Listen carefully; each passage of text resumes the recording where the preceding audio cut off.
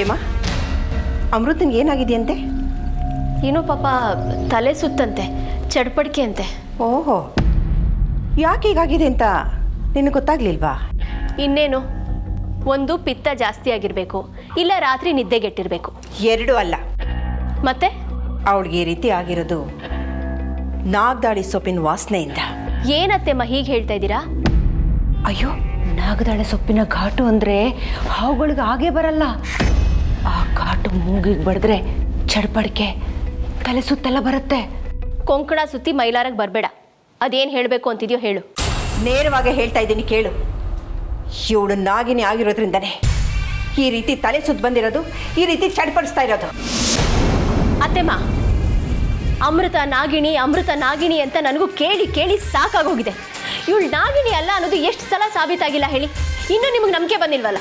ಸರಿ, ಇವಳು ನಾಗಿನಿ ಅಲ್ಲ ಅಂದಿದ್ದಿದ್ರೆ ನಾಗದಾಳಿ ಸೊಪ್ಪಿನ ವಾಸನೆಗೆ ಇವಳು ಯಾಕೆ ತಲೆ ಸುತ್ತ ಬಂದು ಬೀಳ್ತಾ ಇದ್ಲು? ಹೌದಲ್ಲಕ್ಕ, ಅಜ್ಜಿ ಸರಿಯಾಗಿ ಹೇಳ್ತಿದ್ದಾರೆ. ನೀನು ಸ್ವಲ್ಪ ಸುಮ್ಮನೆ ಇರ್ತೀಯಾ? ಇಷ್ಟಕ್ಕೂ ನೀನು ಯಾರು? ನಮ್ಮ ನೆಂಟ್ರ, ಬಂಧುನ, ಬಳಗನ ಅಲ್ವಲ್ಲ? ನೀನು ಮನೆ ಹೊರಗಿನೋಳು, ಮನೆ ಒಳಗಿನ ವಿಷಯ ನಿನಗೆ ಬೇಕಾಗಿಲ್ಲ. ಒಂದು 4 ದಿವಸ ಇದು ಹೋಗಬೇಕು ಅಂತ ಬಂದಿದ್ಯಾ? ಹಾಗೆ ಇರು, ಹಾಗೆ ಇರಬೇಕು, ಅದೇ ಮರ್ಯಾದೆ. ಇದ್ದಿದ್ದಾಗೆ ಹೇಳ್ದೆ ಕೆಂಡಂತ ಕೋಪ ಅಂತ. ನೀನು ಯಾಕೆ ಇವಳ ಮೇಲೆ ರೇಗ್ತಾ ಇದೆಯಾ?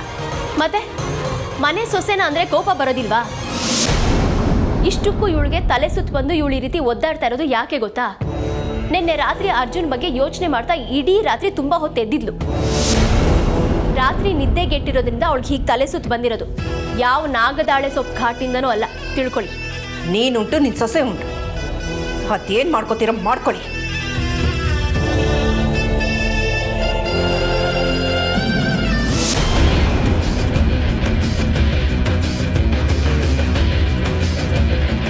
ಅಕ್ಕ, ನನ್ನನ್ನು ಕ್ಷಮಿಸ್ಬಿಡಿ.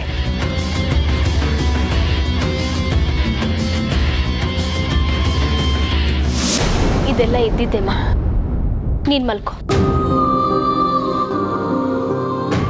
ಇವತ್ತತ್ತೆ ನನ್ನ ಸಹಾಯಕ್ಕೆ ಬರಲಿಲ್ಲ ಅಂದಿದ್ರೆ ನನ್ನ ಕತೆ ಏನಾಗ್ತಿತ್ತೋ ಏನೋ.